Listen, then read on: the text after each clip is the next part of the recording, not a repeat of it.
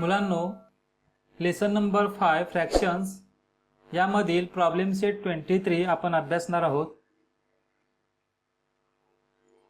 What is 1/3 of each of the collection given below. खालील प्रत्येक समूहाचा 1/3 भाग म्हणजे किती. पहिलं उदाहरण आहे 15 पेन्सिल. 15 पेन्सिलींचा 1/3 भाग म्हणजे किती हे आपल्याला सांगायचं आहे. 15 पेन्सिलींचे जर आपण 3 समान भाग केले आणि त्यातील एक भाग म्हणजे किती पेन्सिली असतील हे आपल्याला यातून सांगायचं आहे. 1/3 ऑफ 15 पेन्सिल. 15 पेन्सिलींचा 1/3 भाग. 1/3 ऑफ या शब्दाच्या ठिकाणी आपण मल्टिप्लिकेशनचं चिन्ह घेतलं आणि पुढे 15 पेन्सिल. 1/3 इंटू 15. यामध्ये न्यूमरेटर 1 आणि 15 यांचं मल्टिप्लिकेशन होईल. 15 1 जा 15 आणि डेनोमिनेटर आहे 3. 3 ने 15 ला डिवाइड केलं की आपल्याला 5 हे उत्तर मिळतं. म्हणून 1/3 of 15 pencil is equal to 5 pencil. 15 पेन्सिलींचा 1/3 भाग आहे 5 पेन्सिल्स. दुसरं उदाहरण 21 बलून्स. 1/3 of 21 balloons. 21 फुग्यांचा 1/3 भाग म्हणजे किती. 1/3 इंटू 21. ऑफच्या ठिकाणी आपण मल्टिप्लिकेशनचं चिन्ह घेतलं. 21 1 जा 21 आणि डेनोमिनेटर 3. 3 7 जा 21. 1/3 of 21 balloons is equal to 7 balloons. तिसरं उदाहरण 9 बॉईज. 1/3 of 9 boys. 1/3 इंटू 9. 9 1 जा 9 आणि डेनोमिनेटर 3. 3 3 जा 9. त्यामुळे 1/3 of 9 boys is equal to 3 boys. चौथं उदाहरण आहे 18 बुक्स. 1/3 of 18 books. 18 पुस्तकांचा 1/3 भाग. 1/3 इंटू 18. 18 1 जा 18 आणि डेनोमिनेटर 3. 3 6 जा 18. 3ने 18 ला भागल्यानंतर भागाकार येतो 6. म्हणून 1/3 of 18 books is equal to 6 book. 18 पुस्तकांचा 1/3 भाग म्हणजे 6 पुस्तके.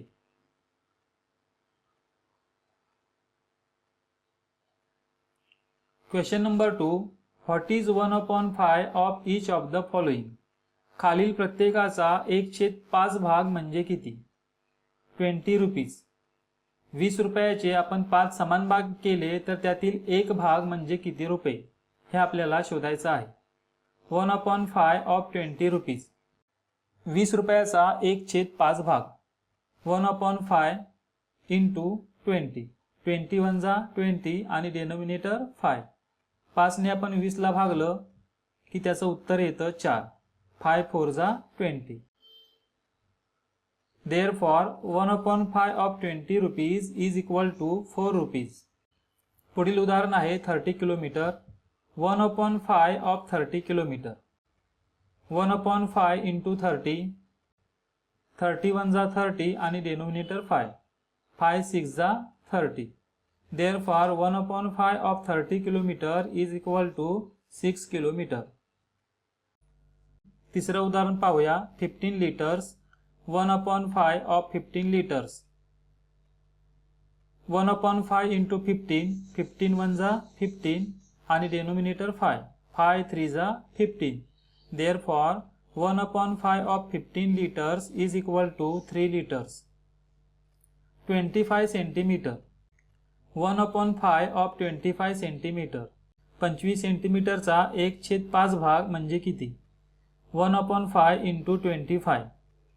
25 1 जा 25 आणि डेनोमिनेटर 5. 5 5 जा 25. Therefore 1/5 of 25 centimetre is equal to 5 centimetre. 25 सेंटीमीटरचा 1/5 भाग म्हणजे 5 सेंटीमीटर. Question number 3.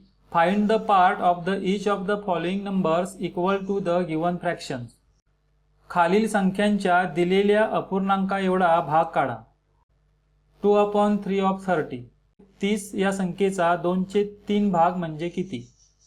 2/3 ऑफच्या ठिकाणी मल्टिप्लिकेशनचं चिन्ह घेतलं आणि पुढे 30 ही संख्या. न्यूमरेटर 2 आणि 30 यांचं मल्टिप्लिकेशन होईल आणि डेनोमिनेटर 3. 32 जा 60 आणि डेनोमिनेटर 3. 3 ने 60 ला डिवाइड केलं की क्वेश्चन येतो 20. त्यामुळे 2/3 ऑफ 30 इज इक्वल टू 20. दुसरं उदाहरण 7/11 ऑफ 22. 22 या संख्येचा 7/11 भाग म्हणजे किती? 7/11 इंटू 22. न्यूमरेटर 7 आणि 22 यांचं मल्टिप्लिकेशन होईल आणि डेनोमिनेटर 11 ने त्याला आपण भागणार आहोत. 22 7 जा 154. 22 आणि 7 चा गुणाकार केला की तो 154 येतो आणि त्याला आपण डेनोमिनेटर 11 ने भागणार आहोत. 11 ने 154 ला भागलं की भागाकार येतो 14. म्हणून 7/11 ऑफ 22 इज इक्वल टू 14. तिसरं उदाहरण 3/8 ऑफ 64. 64 चा 3/8 भाग म्हणजे किती? 3/8 इंटू 64. 64 आणि 3 यांचं मल्टिप्लिकेशन होईल आणि त्यांचा डेनोमिनेटर येईल 8.